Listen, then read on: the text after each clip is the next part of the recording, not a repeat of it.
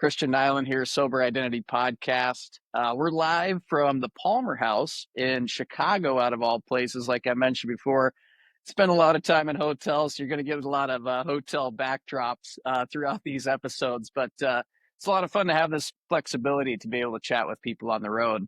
I've got another incredible story here. I've got Matt Bergstrom on the podcast. Very excited to have him here. He just cracked 1 year of an alcohol-free life. So want to congratulate him on that. And first and foremost, Matt, welcome to the show. Thanks for the invite. Pleasure and honor to be with you here. I am located in the Twin Cities of Minnesota, married to my amazing wife, Nikita, for 7+ years now. We have two beautiful daughters, Margot and Melissa, ages 4 and 2, and we've got another two on the way. So we're super excited, over the moon to have twins coming to the end of 2025.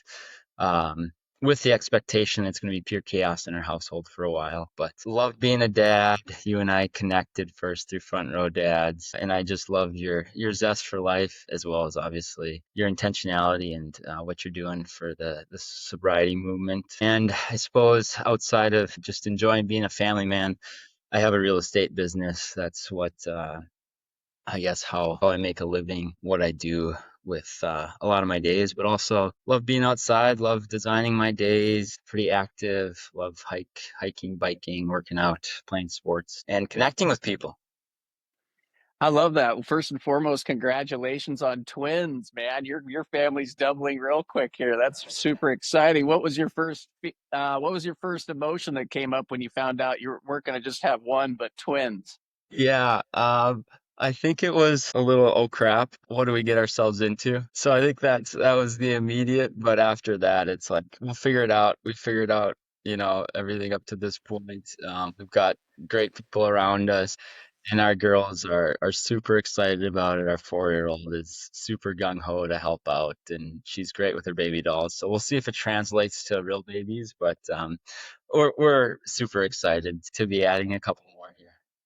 That's so cool, man. Yeah, I'm sure your kiddos are going to be wonderful little helpers. I know, I've got two daughters myself, and they're always helping each other out. And I can't even imagine if we added a new baby to the mix, those two would just be like little magnets and helping with every little thing. So I think it's going to obviously be such a beautiful thing for you and your family. So congratulations to you guys. I want to shift gears here a little bit. Obviously, people who tune into the show, Matt, are either sober curious, maybe they're going through their first stint of sobriety, maybe they just need some motivational stories to kick them in gear and make this decision. So I want to hear from you, Matt. What was the moment for you where you finally said, you know what, I need to remove alcohol from my life? I had been wrestling with that question for a while and finding in myself like why I don't know the value that alcohol provides my life. And I wasn't a huge drinker, up to about a year ago when I quit. It was maybe 3, 4 times a month, a couple drinks a time. But we had a big family event where my wife got deployed with the army, and I was going to be, a dad for my 1 and 3-year-old at the time. And they went to daycare, but I was the sole parent, I guess, for about a 10-month period. And it was at that point I'm like, I want to show up the best I possibly can for my girls and be a great dad. And I didn't feel like mentally or physically like alcohol was going to help me in any realm there. And even though I didn't drink a lot, it was like, I just want to be in the best possible condition and shape that I can be to just provide and show up for my girls. So it was at that point, it was kind of a turning point. I had gone through these questions before of like, well, after even a couple drinks, like my body doesn't feel great, my sleep's terrible, and I'd feel, like, why did I do that last night? And so it's like, am I just going to keep doing that, or you want to step up and change? And this can be the moment where you kind of move that past you and be that dad the girls need while their mom's away for most of the year. So that was really my mindset and that decision, and I'm glad I kind of just made the decision that like I'm gonna just be done. I'm gonna put myself in the best condition and shape I can be in for my girls. I think a lot of people have that same type of idea of I want to be better for my kids, right? I think that is a huge, huge topic of discussion for many, many dads. And when would you say this was the first time you thought about this, right? If you were sitting there maybe drinking in front of your kids or with your kids or around your kids, when was this kind of a first aha moment for you of like, you know what? I don't really like the way that I'm showing up right now. I don't like the fact that I'm sitting here imbibing in front of these beautiful little children of mine. When did that first come to mind for you? Yeah, I mean, I can think of instances where kids were around and we're at someone's house or people are at our house and drinks are flowing, and there's a lot of those that come to mind. I also think of times where I went on a bachelor party when our first was maybe 6 months old, came back, completely hungover, completely terrible shape, and it's like you got a parent, you got a 6 month old. You gotta step up, and just feeling awful about being hungover and doing that. And that wasn't, the only time that happened. So there's been a few of those instances, but yeah, just not feeling great. And alcohol wasn't, my parents didn't drink a ton around us, which I think set a really nice example. Occasionally they would, and maybe even occasionally more once my sister and I turned 21. Seeing myself and thinking about myself having drinks in front of my girls, it was one, the example I didn't want to set, and then two, how my body felt, and parenting with them in mind, it just didn't feel right. If I want to be, the front row dad, the family man, this isn't how to do it. I don't think. I agree with you. I've been in those scenarios so many times, and it's embarrassing and cringy and disappointing. A lot of disappointment I have in myself looking back on how many times I just thought this was normal. And I have pictures of myself, Matt, of tons of pictures, mind you, in my phone over the years, obviously with me and alcohol, but also me and alcohol in front of my kids. And I look at those now, and first off, it's so awesome to see now because I am different now with not being a drinker, but it was also so eye opening of the denial I was in. I thought I really spun this as something that was kind of funny and comical. And I think a lot of people, when it comes to drinking, they do. They think, oh, yeah, you're laughing with your buddies and people around. Like, wasn't that so funny when you were passed out or you were saying this or doing that? And that behavior in front of your kids. I mean, what a terrible example. Incredible what kids soak up. But I know you know this, and any parent knows this. The amount of information that kids pick up just by what you do and not what you're saying, right? That's what they truly soak up. And for me to see pictures of myself, like my oldest now, she's almost 10, and I have a picture with her, and she was maybe, I mean, she was probably like a year and a half, like drinking a bottle. And I have a bottle of beer. I'm sitting next to her, and, it said some caption of like, time for our bottles or something ridiculous. And I know me in the moment, I thought that was hilarious. And there is a little bit of hilarity to it. But at the end of the day, it's so nice to not show that example to our kids, and to be able to recognize that is so powerful because and it's refreshing to hear that you didn't grow up with a lot of drinking in your household, but many of the guests I've had on the show, they've grown up with alcoholic parents. Alcoholism is so prevalent in so many families, and it just spills into everything that we do. And so kudos to you for making this decision and the fact that you're putting your kids number one. Huge, man. Huge. Thank you. The observation point you just made, I think, is massive too. 100% agree that more caught than taught. And so, how do you want to be the example for your kids, and what do you want to show them? Really resonates. Yeah, absolutely. So talk me through, how did the very first month of being alcohol free go for you? What were some of the things that you noticed, either negatively or positively, about yourself?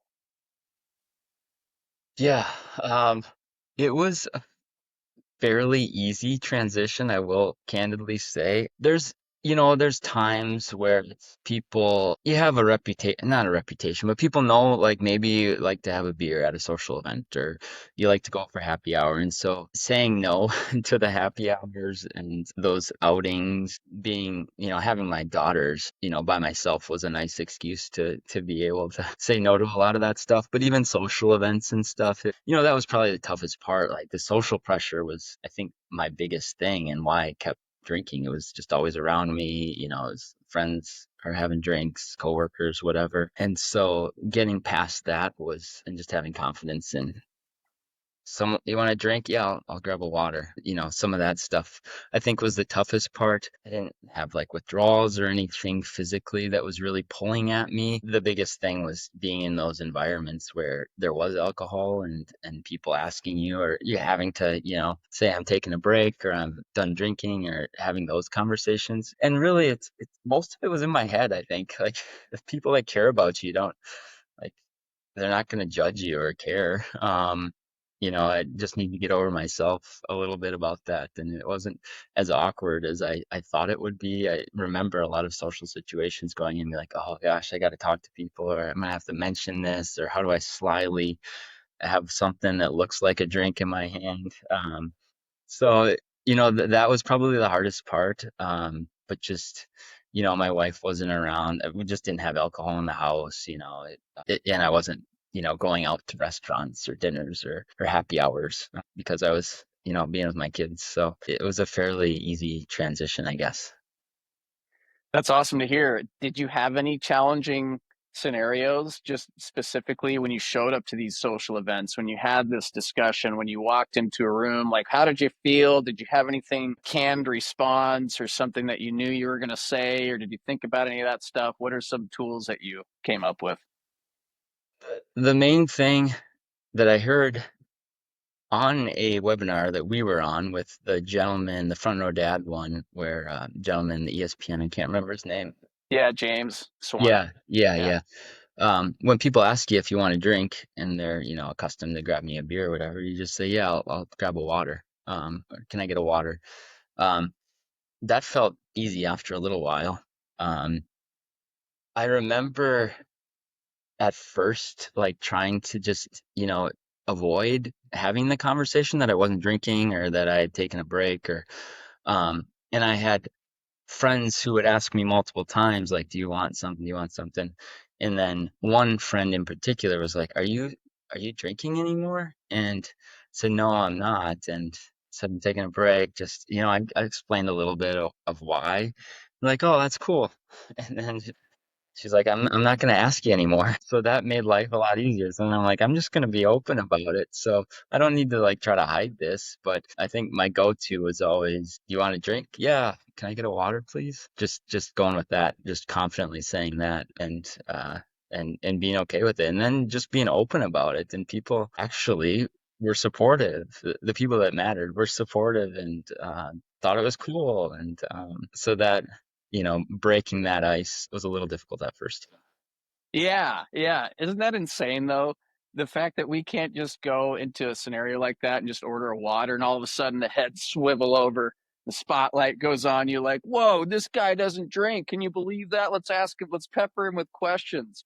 That to me was the same fear I had going through this, and it was so apparent. Like, it weighed so heavy on me every time I'd go into these scenarios, because one, I was not confident enough in the decision.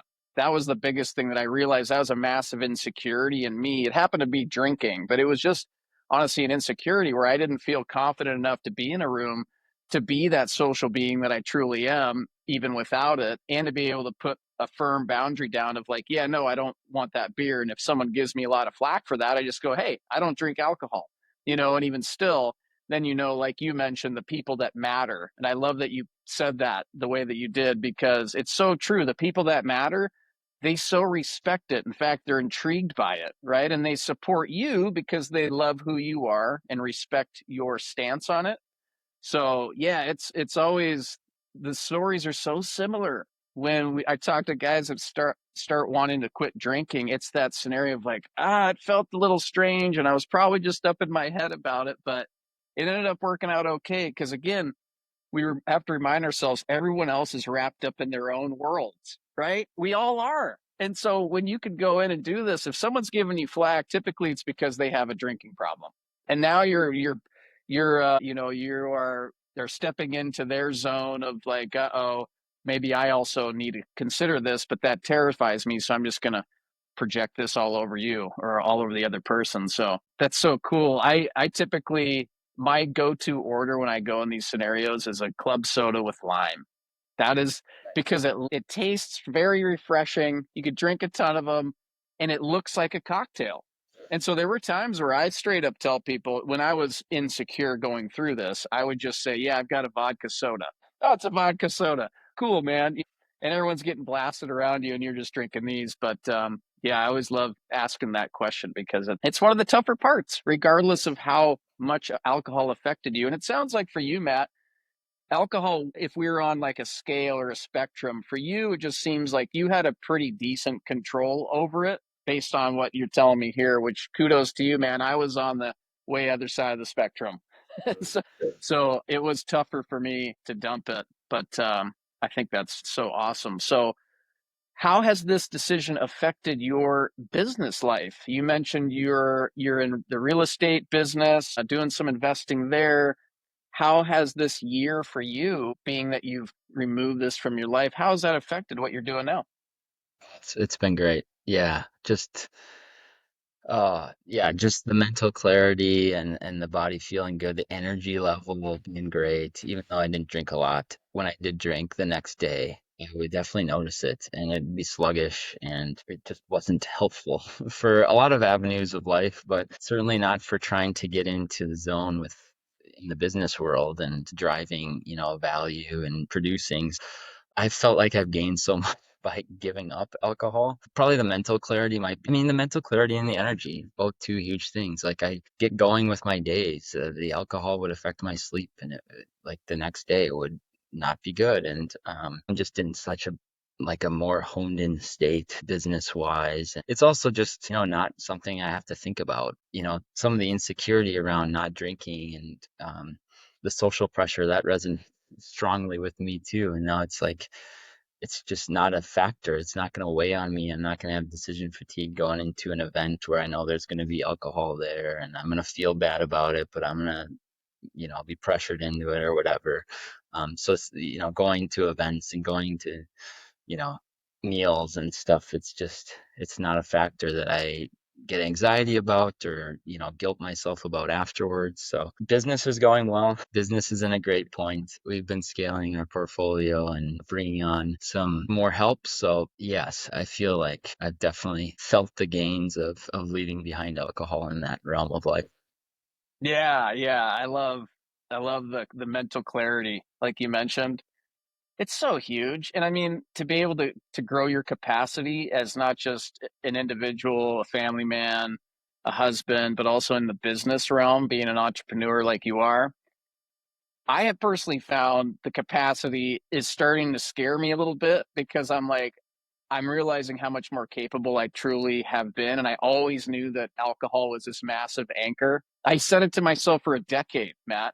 I kept saying, hey, you'll never live up to your potential unless you quit drinking. I said this to myself probably a million times. I mean, it was that heavy for me. And so I've just seen total, just exponential capacity shift, which is so cool. And it's just because of removing that one thing. Like, are you kidding me? That's the one thing that I can remove that all of a sudden now I remove that complete focus off of that to hundreds of thousands of other things, right? Even the most simplistic things I enjoy more. I'm just more mentally sharp in every situation, any social interaction, anything creatively that I'm doing, and it's so fun, right? I thought, oh, how am I supposed to have fun without booze? And now I laugh. I'm like, I don't even have time to do that because I don't want to be pulled off the top of my game. I need my sleep. Like sleep is so huge, right? We need sleep. It is a game changer for so many things. So there's so many great benefits. So my question for you is why are there so many high achieving men who flat out refuse to remove booze from their life? Why is that? Yeah, good question. I think it's a crutch for a lot of people. It's a way in their heads to relax or release or whatever. It's something that can get them out of the stresses or the anxieties of life by drinking or going out. And it's sad really that that's like a release when it's very scientifically proven what it does to your body, what it does to your sleep and your wellness. but I feel like it's still in people's mind this like fun way to release from whatever is going on in your life for your day, and it changes your mind and makes you feel better when in actuality it's such a, if any, short-term little thing that just keeps pulling you down and getting you out of where you should be or where you should be heading or what you should be addressing. And I think the social pressure is real. Like I that was huge for me, and I think it's tough for people who maybe, have some of that in their identity, or that's what people know them, and maybe don't have the best people around them. So just like pulling back, I mean, and realizing their potential or their full capacity, it's almost tragic how many people don't realize that or don't see that because of the way they've been living, or their background, or just the culture that they're in. Yeah, I totally agree with you. I saw that myself. I see it with other men that I've dealt with over the years, whether it's in business or at work or anything else. It seems like this very macho way of thinking of that I deserve to drink, I'm going to drink, nobody can tell me not to drink, right? That's the part that I have such a hard time with, and I did have a hard time with trying to have these discussions with these types of individuals. It was like, yeah, but don't you see, like, we're having these meetings with alcohol. We're making business decisions hungover. We're so off of our game, yet it was so acceptable, right? And any sort of networking or social interactions from the business standpoint, I'm sure you've been to many real estate functions where, yeah, it is a straight up party time in the evenings in the lobby bar at the convention center. It's like, let's just get completely blasted. And I get it. I've been there.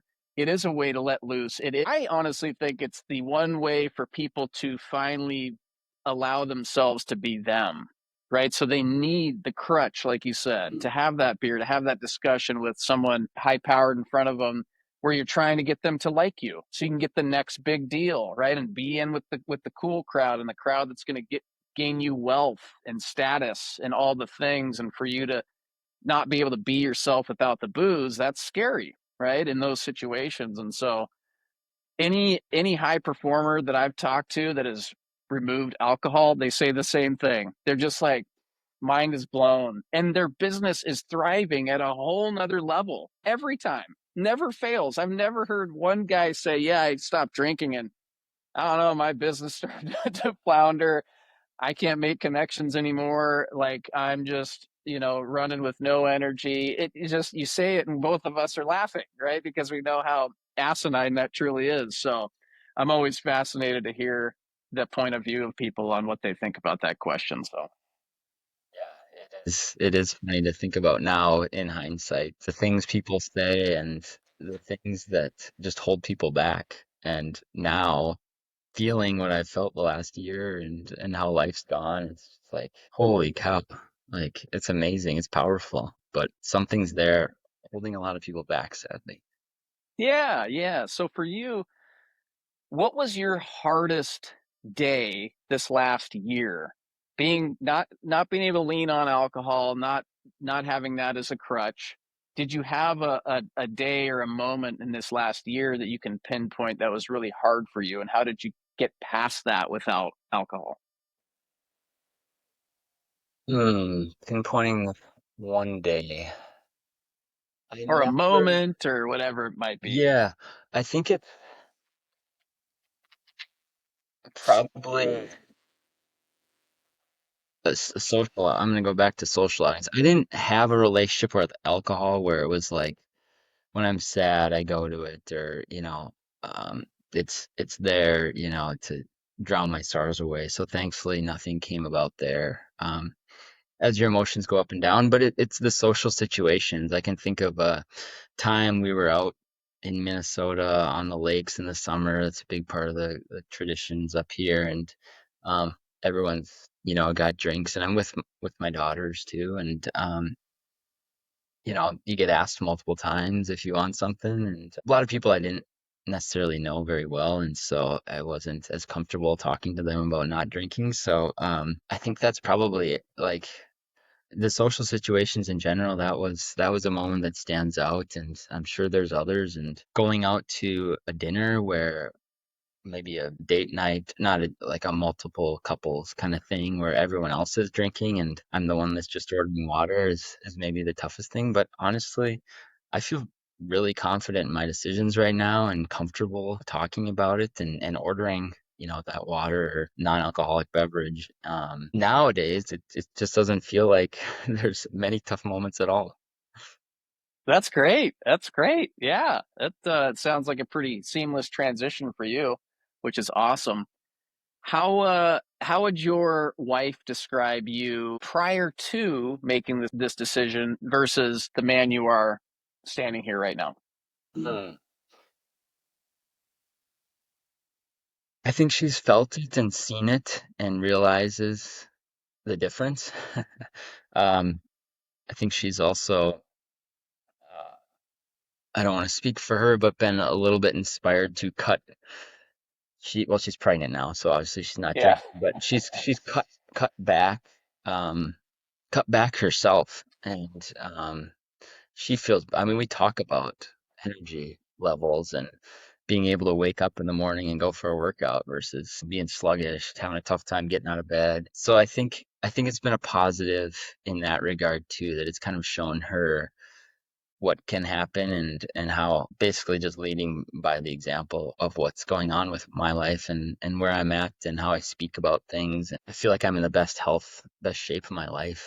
I think just seeing that has been fairly powerful and maybe motivating or inspiring to her. And I don't think she was proud of certain times with alcohol in my life, maybe more so on the younger part of our relationship, but, doing stupid things, being hungover, binge drinking, all that stuff. So, and because my why was around our daughters and stepping up as being the sole parent for that time while Nikita was away, and really the emphasis being on showing up for them, that was really powerful too, and she really applauded that. So overall, I think she's much happier with my behavior, where I'm at, and my mindset, but also I think the example. And I don't know what's gonna happen with her after she has the babies, if she might have drinks, but it's not going to influence my decision, and I wouldn't be surprised if she continues to pull back.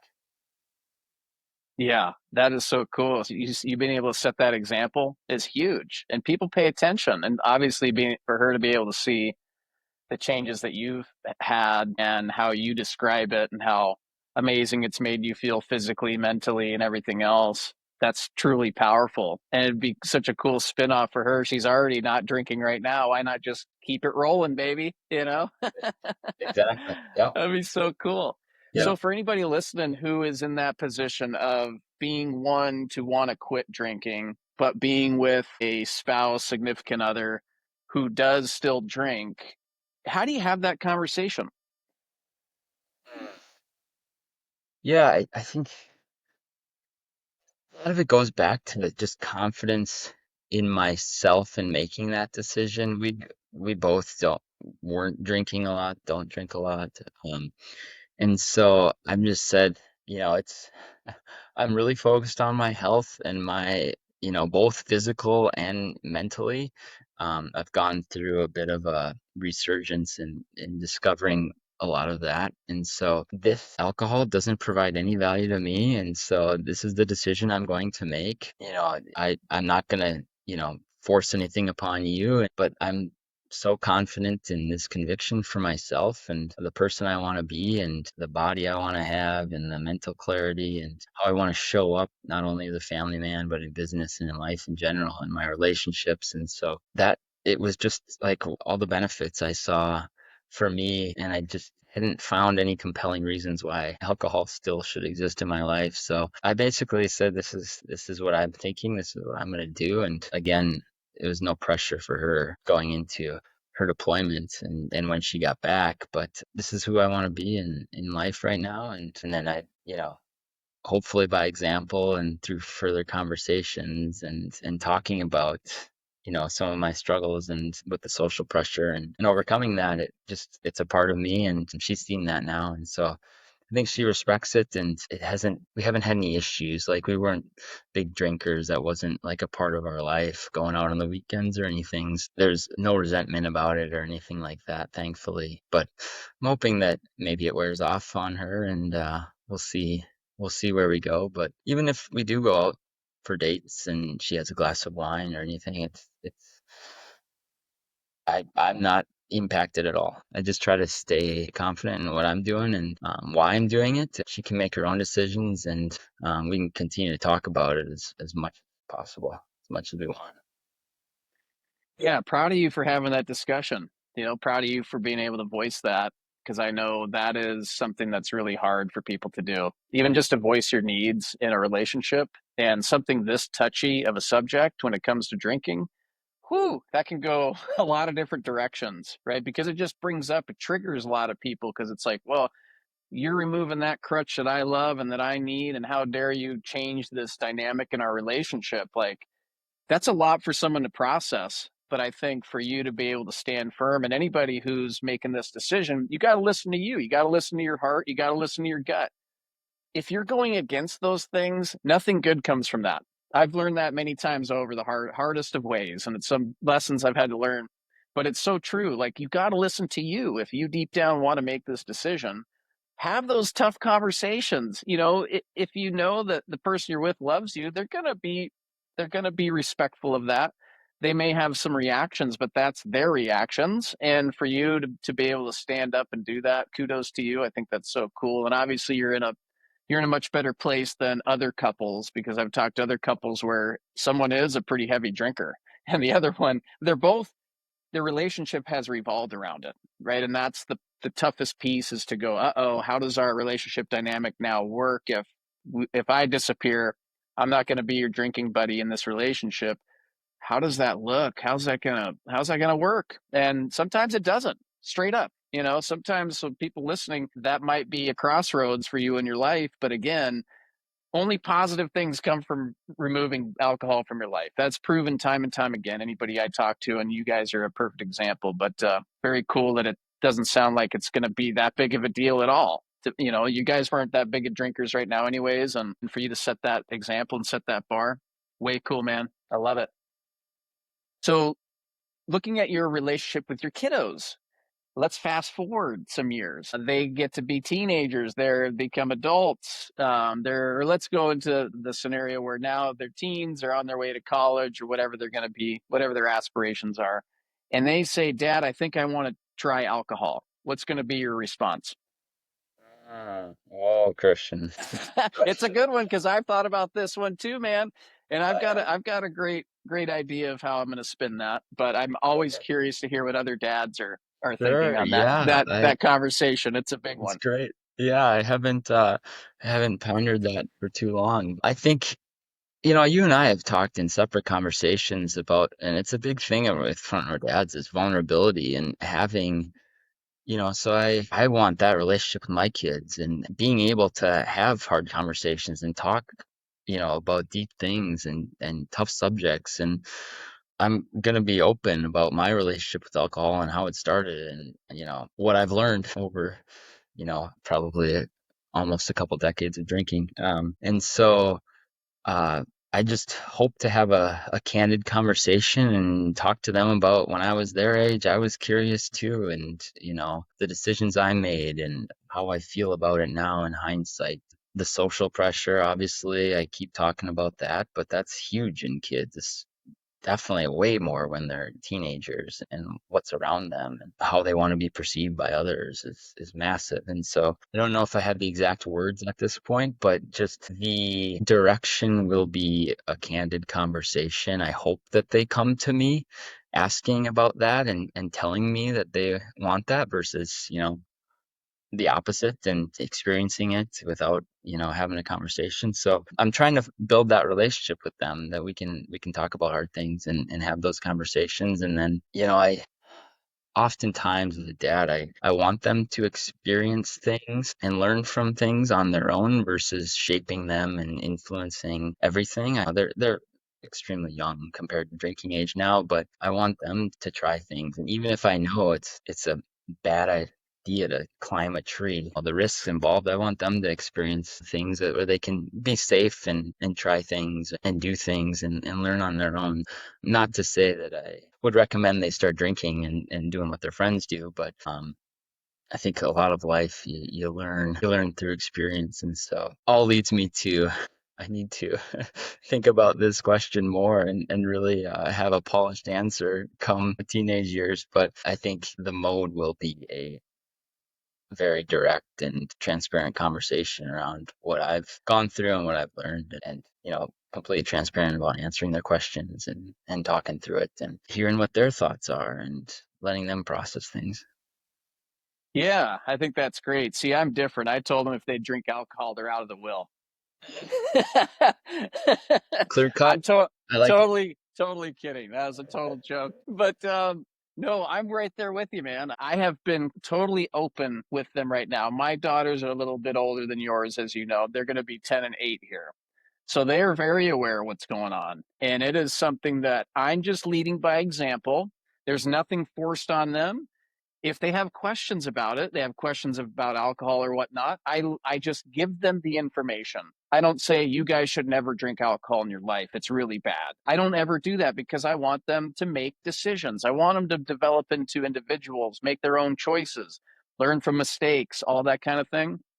So I love I love the fact that you brought all that up too. It's exactly what I'm trying to do. Be very open, vulnerable, telling them, and the stories are going to get deeper as they get older. And I tell them this stuff. There's certain topics that they bring up, and I say, well, I can't really have that discussion with you right now, but when you're older, absolutely, we can go to a deeper level. And they always understand. They're like, oh yeah, okay, you always tell us that. I'm like, well, there's a time and a place right now from a maturity standpoint. I can't go really in depth on why this decision has been made, but I give them the basics, and they think it's so neat. And for kids to be able to connect dots like that instead of being kept in the dark, that's the one thing where I think a lot of us growing up, and nothing against everyone's parents, but I think a lot of parents were terrified to even have that discussion. They're just like, hey, if you get drunk, call me, I'll pick you up type of thing. And that's it. No one's mentioning, and certainly for fathers of daughters, there's there's next level stuff that our daughters need to understand when it comes to alcohol. It's not just, hey, alcohol will get you really drunk and you'll feel sick and you can't drive. Way deeper than that. You've got men, that's all they want to do is get you drunk and get you in the bed. And I need you to understand that is happening. You can be drugged. You can be all kinds of things can happen to you just because you want to go have fun at a frat party. I need you to understand the severity of what could actually occur to you without you even knowing, without you even trying to get involved in those situations. So I know I can say this easily now, but I just visualize myself sitting in front of my older daughters saying this. It's going to be a tough conversation. Even practicing it and writing down what I want to say, it's still going to be tough. But I think we have a lot of years ahead of us to just show the level of vulnerability to create that type of connection with our kids. So I am hoping that it's going to be fairly effortless when we do have that discussion. I think our kids are already going to know what's going to come out of our mouth. Yeah, Daddy, I already know about all that stuff. Okay, good. We've had the discussion. I have confidence in you. We're so close and we talk about everything. I agree that you know what's going on. I just, as your father, need to make sure I tell you these bits of information because it's so vital. I don't want anyone, certainly my kids, going into being so naive on what actually happens. I was one of those guys. I was naive on pretty much everything, to include alcohol. I had no idea what I was getting myself into. But damn, it was fun. The first time I drank, it was the time of my life, but it starts to get darker and darker as years go on. Yeah, yeah, yeah, I agree. A lot of that resonates. I think I love that you are starting to nurture that. I mean, in alcohol and in all of life, I know you're so intentional, but 10 and 8, even to just continue to nurture, even if you can't explain everything because of maturity levels, but you're building towards that. And I know that it's gonna, pay off tenfold when you do have to, when they are mature enough and the questions are, and it is around them and the questions get deeper. And um, I also agree with the point around, well, at least for me and my parents, I don't recall having a conversation around alcohol versus, you're going to get kicked off the sports teams if you're drinking in high school and stuff like that. So, um, that I, want exactly what you're talking about, like to be able to be a girl dad and have the girl come up to me and bring real life things into the fold and have those conversations and being able to talk about the real things in life is what I'm trying to nurture as well and building up towards that relationship. And yeah, I think there's much that I've learned and how I want to conduct myself as a dad and the relationships I want to have with my girls. So being able to talk about alcohol is definitely one of them. Yeah, yeah, it's massive. It's in everywhere you turn, I mean, they see all these things. I mean, even everywhere you walk, anywhere you go, it's always people are drinking, there's alcohol everywhere. But it is so fun that, my girls, they know so well that dad doesn't drink. Like to them, they're just, and I think they're just fascinated by that because it's so rare. Honestly, it's pretty rare. I know that for a fact and I see it everywhere, but to have them understand that that is who I am. That's the piece I want to show them is this is who daddy is. I just don't choose to drink anymore for a gazillion different reasons. Other people can. That's totally on them. If you guys decide to go that route, that's totally you. I just trying to set that example and have those discussions is going to be totally key moving forward. 100%. Love it. Yeah. So for those people listening who need a little nudge to make this decision, excuse me, what is one practical step that you would recommend them doing to start on this path? Mm. I would say, well, one, I think with any habit, I'll call it, or change, have a small picture in mind. You don't have to think, I'm going to do this for a year. Do it based on your level of drinking, do it for a week or do it for a month or do it for a day and just try it. I can tell you, I wrestled with this for probably a good decade of like, what value is alcohol providing me? And now I think back, oh my gosh, I should have just done it, 10 years ago. And I feel so much better. And um, it's just a lot of anxiety and guilt that goes away. And so I'd say just try it or try it for one social event or just try it, on a small scale and see how it feels and see if you can really feel into the difference in your body and your mind and then go from there and know that I've been thankful, Christian, of what you're doing with kind of this movement and within our front row dad community, leading the charge and creating a group that there's people out there that are supporting and cheering you on. And so I found that having those people around you is really going to be helpful. If you do go down the path for the longer term and you've got your people you can talk to and support you through it. But I would say, start small and see how it feels. I love that. I love that advice. It's so true because this is a pretty, well, it's not a pretty big, it's a massive decision. I mean, this is a huge part of a lot of people's identities. And to think that you need to make it as like an end all decision, that weighs heavy on a lot of people, including myself. And I'm sure you went through the same thing until you go through the process and do the smaller stints of 30 days, 90 days, you know, 6 months to a year. That's when you really start to see the difference. But it does take little baby steps. This isn't something that is an easy hop right into it. It took me off and on, I would say, about 4 years total. I'd push it really hard and then I'd go, okay, I need to take a breather. And I take a breather. My first longest breather was 6.5 months. And I felt great, man. I felt awesome. And I'm like, but I had my mind start to take over. The fear just totally overpowered me of like, oh, are you sure, Christian? Like this, how are you're gonna live your life and not be drinking alcohol? Like, how are you gonna enjoy yourself? Like, is that gonna be the most miserable thing you can do for yourself? And obviously now I've kept myself from drinking for 6.5 months, then I mean, I could certainly just control it for a bit, have a beer here, have two beers here. Never worked, never ever worked. Moderation is impossible for me personally.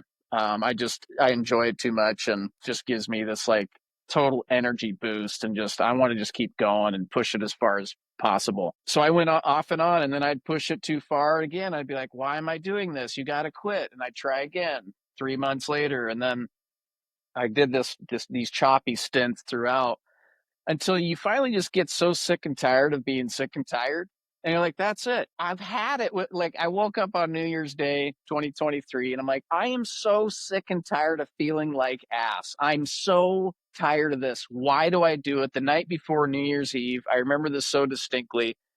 I was drinking whiskey or whatever. By the tail end of drinking, it didn't matter what I was drinking. I honestly didn't even care. I just wanted the buzz, and I just was like, yeah, whatever. I'll have some of that. And I just pushed it until like I was completely out of it. And so I remember trying to have a discussion with somebody, and they're asking me legitimate questions about my life. And Matt, my brain just wouldn't function. I'm dead serious. And I was so mad. I kid you not, all I did is I just turned around and walked away. I was so frustrated with me. I'm like, I literally can't answer this eloquently right now. This is pissing me off. And I was so mad. And I just turned around. I was so pissed off the rest of the night. Woke up the next morning, totally hungover. I'm like, that's it. I'm going the full year. I gotta go. I gotta see what this is like. Let's see if we can go the full year. And so then, 7, 8 months in, I had that same kind of thought creep in. Is this the right decision? And I said, you have to keep going. Only you know this. So keep trudging, keep going. I'm so glad I did because, as you know, you hit a year and you're like, holy shit. This is incredible, incredible change. I don't want to touch that stuff ever again. And that's been such a cool shift. So for people who are wondering, yeah, it's a process. It's a trial and error. It's a mental battle, mental gymnastics. But if you know deep down you need to quit, you need to make this happen. You got to listen to you. If you don't listen to you, what the hell are you going to do with your life? I mean, you're literally just going to walk around like a robot, drinking and drinking, being miserable, being off your game, being not at the top of the level you want to be. And it's just such a nasty cycle to be in. So Right. I, uh, I know how hard it is.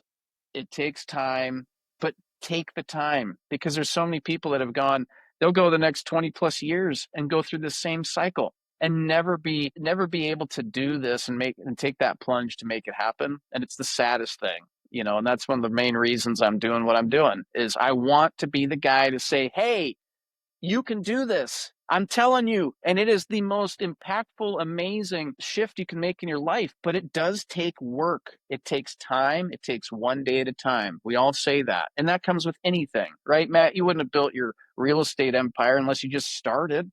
You weren't like, oh, yeah, start today. I'm going to have this amazing thing happen. It's going to be easy. That ain't easy.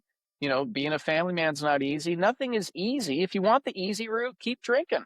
Honest to God, just keep drinking, turn off this podcast and say, screw it. I'm doing this. It's so fun. It's so wonderful. We all know it's not. And deep down, too. So I'll get off my soapbox No, now, I love but it. I Oh, get passionate about this stuff, as you know. yeah. And it's like, I see beautiful people being ruined daily. And people around me where I'm like, oh my gosh, if they could see the light. That's why I bring people like you on. I bring these guests on. I want others to hear. These guys are all making the change. I've made the change. You can too. Like you can do this and you need to. Quite frankly, if you're tuning in, you're listening, you're curious. I know you are. You want someone to kick you. You want some motivation. But at the end of the day, you have to be making the decision yourself. 100%. That's well said. I think the realizing your potential point you make too is just massive. Like, stop being sick and I'm sick of being whatever your quote is about sick and tired. I realized I don't want to be sick and tired anymore. Um, I it's just like incredible how much potential we have and something that pulls us down. And once you get past that, it's like a whole new world. And to your other point, a couple of years ago, I took like a 3 or 4 month break just because it was convenient. My family moved out of state for a few months and I wasn't around my social circles, and it was great. And I got a taste of it, and then I went back. to my normal life or my life back in Minnesota and had those people around me, and you get the invitations and you're at the events, and it just kind of fell back in. And I thought after that, it was like, oh, I realize this, I see this, I feel this. I didn't continue for some reason. And then, a couple years later, I make the decision, or a year later, I make the decision to really be done with it. So I've had those experiences too, where I've taken breaks and for whatever reason it's come back. But I want to, like you, be cheering people on as well. And I think this is extremely powerful, extremely important what you're doing here. And I felt it myself, and I want so many others to experience it too, because I see it all around me as well. I see people not reaching their potential. Yeah, and that's the saddest thing. I didn't want to die not having reached my potential. And I always said that alcohol, I'll never get to my full potential ever. And it's true. I mean, I see it now. Just always being hungover, dragged down, like just totally shifting all of my razor sharp focus all on booze. That's so sad. And anybody who would ask me a question of like, what do you do for fun in your free time? And Matt, every time in my brain, I'm like, this is so embarrassing because the first thing I think of is I like to go sit at a brewery on a sunny day. What? Like you don't do anything else? And then of course, I could easily just beeline to I've been an athlete my whole life. So I'm like, oh, I love playing basketball and I love going to the golf course. Yet I hadn't golfed in like 2 years. I just make stuff up all because I didn't want to tell them like, oh, I just love to go drink. And that was a fact. That's all I would do. I mean, I'd be, work on, staying at different cities and this and that. And I would literally go and Google search top breweries in my area. And guess what? I'd go sit there thinking I'm going to have the time of my life. I have 3 IPAs. I'm hoping that something magical is going to happen. All I'm doing is just sitting there for hours on end, like trying to chum it up with people around me, trying to make superficial conversation. It was the saddest way of living. Now I love going to places and I'm like, I have no idea who I'm going to run into, who I'm going to meet, but it's going to be awesome. And I will instigate conversation just being myself without a drop of booze, right? That's the whole shift. And sure it's the same for you now. If you're at a business function or something like that, you can just show up confidently and go, hey, I'm Matt. I'm interested in what you're doing. Here's what I'm all about. Hey, Matt, you want to go have a drink? No, just grab a club soda or water. Would be great. Oh, you don't drink? Yeah, no, I gave it up a year ago. Anyways, tell me about your latest real estate, and it just becomes this like boom, boom, boom. You just never miss a beat. And the energy and the momentum is insane once you get there. But yeah, it's awesome stuff. Completely agree. Yeah, shedding that like need to have alcohol in a social environment. Just be confident in yourself and who you are, and ability to converse with somebody without needing alcohol. Like I can talk to people. I'm friendly enough to be able to hold a conversation while not holding a beer. Finding that confidence. It sadly took so long for me to be able to do. To your point, like I feel so much better about myself being able to do that. I can walk into the room, have a bottle of water in my hand, and talk to anybody. Yeah. Oh, it's such a powerful way to live because now you're stepping into who you are as an individual. You don't need anything. And honest to God, nobody who's drinking or listening right now, you don't need it. And you're going to go, yeah, I do. No, you don't, because you are believing that you need the substance to be you and to have fun and to be social and to feel good. It's funny. Yeah, it gives you a short dopamine hit, but this is a depressant, straight up. It's proven. You're dumping a depressant in that gives you short term gain for long term misery. If you start to understand that relationship and find the other things that give you true dopamine, which is like for you probably securing a massive real estate deal or an investment or meeting someone, like that is where the true energy where you're like, whoo, that was amazing, right? And I've noticed that just with different things I'm doing now where I'm like, whoa, like this is giving me goosebumps and energy charging through my system, yet I don't have a drop of booze in my system. And I love this. It is a whole nother addiction, to be honest with you. We get addicted to stuff, but this is a great addiction to have, which is an addiction to your life, addiction to figuring out yourself, figuring out how to hone your craft, and just finding the little moments and little things. Even with your kids, I'm sure you're noticing cool shit that they're doing now. Like, whoa, I didn't know you knew that word, or that was a really interesting facial expression, or you feel the energy and your kids feel the new energy off you. It just, I can go on and on and on about what this can do. Yeah, magical stuff and super powerful. Agreed. 100%. So, well, Matt, I want to wrap this up, buddy. I so appreciate the conversation, and I could talk about this for hours. And I know you and I will have to continue these discussions, and I'm certain that we will with our community, obviously. But if anybody here listening resonates with your story and wants to connect with you, how could they go about doing that? Well, sure. Yeah. I think I'm probably most active on LinkedIn. So you can find me, Matt Bergstrom, on LinkedIn. Happy to connect with anybody and chat about anything. So I am so grateful of what you're doing, Christian, and how it's impacted my life. And I want to support anyone going down this path as well. Commend you, inspired by you, your zest for life and for this, and the intentionality you bring to everything in your life. I can feel that. So I am, rooting you on, doing anything I can to help anyone down this path. It would absolutely be my honor. Well, I appreciate those kind words, Matt. Seriously, that means a lot, and I'm so glad that you were able to make this decision for you, and that I could be a little bit part of that. That's so cool, and appreciate your time here. And for those of you listening, reach out to either one of us anytime. Obviously, I've got my Instagram page, Join Sober Identity. Also have a YouTube channel where these podcasts are sitting, the Sober Identity podcast, and also a website now, joinsoberidentity.com. Shoot me your email. If you got a story you want to share, you want to chat, I am an open book. I love, love, love supporting people in this community because I know how vital that is. You need community to pull you through something like this. So Matt and I are happy to be that for you. But appreciate you, Matt. Keep trucking, man. Keep staying alcohol free. And congratulations on the twins, man. Super stoked for you. Hey, thanks, Christian. I appreciate you, man. All Thanks. right. We'll take care. Yep. See you, buddy.